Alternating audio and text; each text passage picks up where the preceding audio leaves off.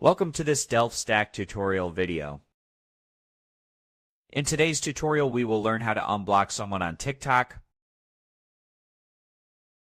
Blocking someone on TikTok hides your content from them and prevents interaction. However, you can reverse this at any time by unblocking the user. To get started, open the TikTok app.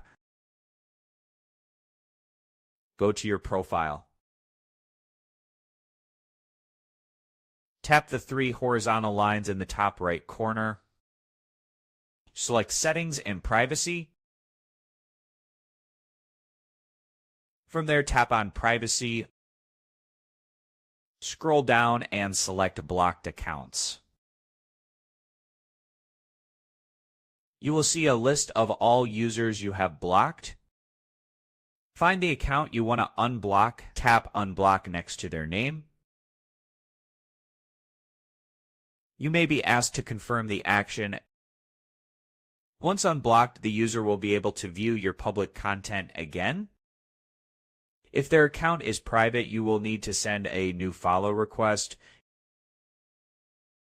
That's it. You've learned how to find a blocked accounts list and unblock a user on TikTok.